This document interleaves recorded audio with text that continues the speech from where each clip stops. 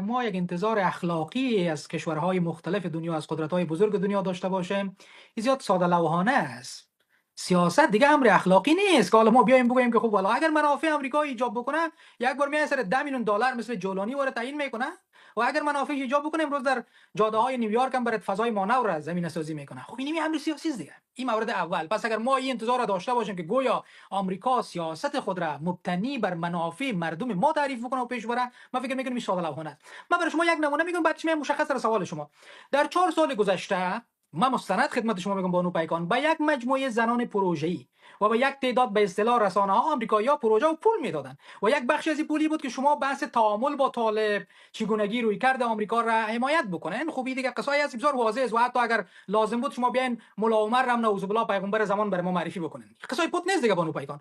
ولی حالا من فکر میکنم یک بخش از اون قصه برمیگرده به چگونگی روی کرده منطقه‌ای و امو سرننهادن کامل طالب به عنوان یک کلیت نزد آمریکا است. و اینجا است که آمریکایی‌ها میان میگن خب ما از بازنگری گپ میزنیم و آمریکا به عنوان یک ابرقدرت این تجربه را هم داره، به عنوان با ثبات، با اقتصاد بزرگ، با رویکرد بزرگ، با حضور نظامی گسترده در سطح دنیا، که از ابزارهای مختلف در برابر گروه‌های مثل طالب استفاده بکنه. مثلا وقتی که آقای حکمتیار به عنوان کسی که در برابر ارتش سرخ شوروی با حمایت غربی‌ها که سالهای سال همه از اینا در حقیقت جنگیدن، میگه که شما نیاز ندارین آمریکا که به شب گویا بیاین به بگرام، اگر شما به روز هم بیاین که شما چیزی گفتن نمیتونه. واقعیت مسئله همین است. حالا اگر ببینیم متمرکز با سوال شما بانو پیکان، این برمیگرده به خود مردم افغانستان که چگونه منافع خود را با منافعی که تازه ممکن آمریکایی‌ها تعریف بکنن گره میزنن، که جریان‌های سیاسی هم قسمی که پیشتر به عنوان یک سوال مطرح شد، تا همین لحظه که من تماس دارم و میشناسم این آدم‌ها را، اینها با اون نتیجه گیری خود نرسیدن، با وجود از اینکه در آسمان ستاره و در زمین بوریا هم ندارن، اینا بین خود جرم آمدن.